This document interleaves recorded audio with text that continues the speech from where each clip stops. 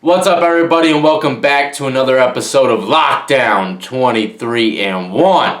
That's right, we're going to be talking about the fear factor in the penitentiary, and a lot of people do certain things to put fear upon others when really they're absolutely weak. Now, before I get into all that, let me say a few things, very important things that's been going on behind the scenes over here in the new lockdown compound. Y'all see the green lights in the background, don't y'all? Well, guess what? Your homeboy over here has gotten monetized today, my friends. That's right. I have survived the apocalypse. And I have made it through the fire 7 months waiting for a review of my YouTube channel. And the Lord has surely rained His glory down upon thee. That's right, man. That is absolutely right. And I have no one to thank but Him above and my audience. That's right. Y'all make this channel worth something. Now, another thing, I ordered something on Amazon, man. It's the whole shebangs. That's right. I got me a crate of whole shebang potato chips on the way, and I cannot wait. And I also got something else. It's absolutely amazing. I can't wait to show y'all that other little treat. It's going to look good in here, I'll tell you that. So, yeah, great things are happening, man, you know. All I can say is this, consistency is key, okay?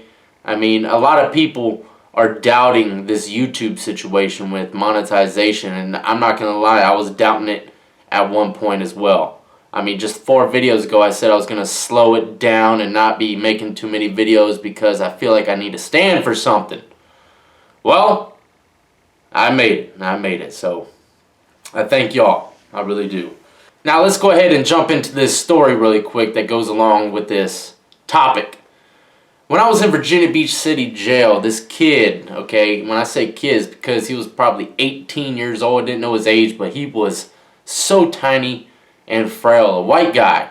And I've been to penitentiary, and I was about to be going back. I was just waiting to get called to load up my stuff. And I was in a holding tank with this white dude, and we exchanged names. I told him my name. He tells me his name. And you ain't gonna believe what his name was. And he was dead serious about this.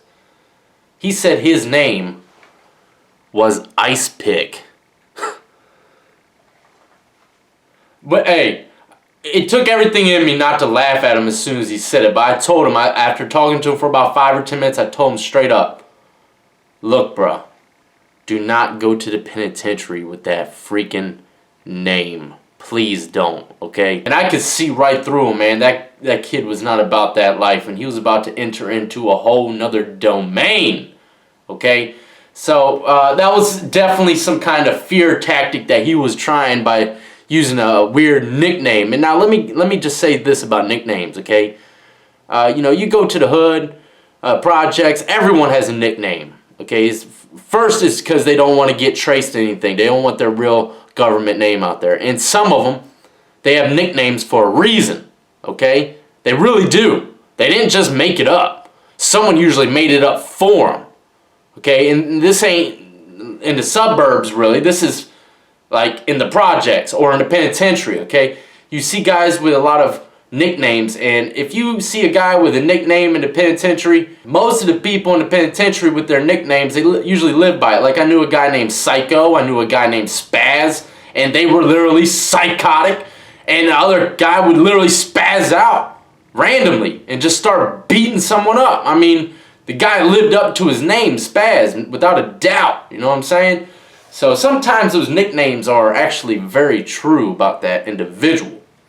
Now, that could be a very good scare tactic if you want to risk it all and go into the penitentiary saying your name is Shankmaker or something, you know what I mean? I don't know, but I wouldn't recommend it. Just go being yourself. Now, this other guy, okay, and this guy was in juvenile jail, and I met him in TDH, and this kid was labeled as a cutter, okay? He had white guy again, of course. This guy he gave himself a scar from like the top of his forehead all the way down across his face, and along with other little ones. But the major one was across his face, and I asked him while I was in there, he's like, man, I'm going to penitentiary. I need to look rough, you know what I mean? And he was dead serious, man. This kid was like 15 years old, and he was on his way to the penitentiary. So, you know, I'll tell you what though, you know, I see a guy with a bunch of scars like that on his face, I'm going to get some kind of vibes from him, you know what I mean? He's going to look a little bit more on the scarier side than a normal individual, but that's just me speaking my mind, you know what I mean? I see a guy walking up to me with nothing but scars all over his face. It's kind of going to creep me out. What is this, Hellraiser or something? You know what I mean? I'm not going to just go starting stuff with someone with scars all over their face. Who knows what that guy's capable of? And honestly, for that kid to put, you know, razor blade his face up, he's pretty psychotic. So, yeah. Another scare tactic, scars. Tattoos. You know, people get a ton of tattoos really to put fear. Most people like to put fear or draw attention to themselves. Me, I did it to attract women. I was like, man, I think girls are gonna love all these tattoos. You know, before I got locked up, I seen a lot of my friends, older friends that had a bunch of tattoos. Man, they were the ladies' man. You know what I mean? So I felt as though coming out of prison tatted up all over would get the ladies to like me. And you know, did it work? I wouldn't say it failed.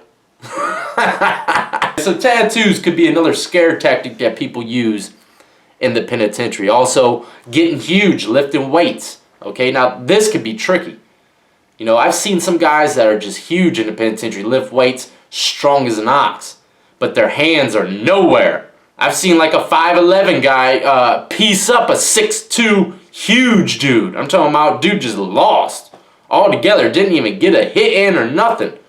But I can promise you this, most of those guys that lift weights every single day, their calisthenics are up, and if they get their hands on you, they're going to break your spinal cord with a bear hug. And that is without a doubt in my mind. That's how strong they can be. But at the same time, a lot of these guys with huge muscles and stuff, they have no hands whatsoever. But some do. You know, there's always another side to everything, you know what I mean? I've also seen scare tactics where guys will talk to themselves, and then when they get around me or something, they don't do it. You know what I mean? I can tell that they're really trying to scare other people by making them think that they're crazy, by talking to themselves. You know, that stuff happens. And then, you know, there's other guys that want to put scare tactics towards correctional officers. You know, they'll smear poop all over themselves, or they'll eat their own poop and then spit it out. You know, crazy stuff like that. COs don't even want to get near them. They'll tase them, beanbag them, something. You know, trank them, who knows what they'll do. But when you have feces smeared all over your body, you're going to put fear into any person. I don't care who you are. That's just how it is, my friend. I know I don't want to get nowhere near someone if they got feces smeared all over their body. Now, another fear tactic, and I've seen this used many of times, guys that ain't gang banging, they're not in no kind of gang or nothing, they'll sit there and mingle with gang members the whole day just so that they would feel as though other people would think that they're rolling with them. But really, they're not rolling with them, but they are, you know what I'm saying? And that is a good self-defense mechanism, believe it or not, man. People ain't gonna try you if they know you got a bunch of homeboys backing you up. That's just how it is. And that's about it that I know off the top of my head right now. I'm sure there's more, but that's another video for another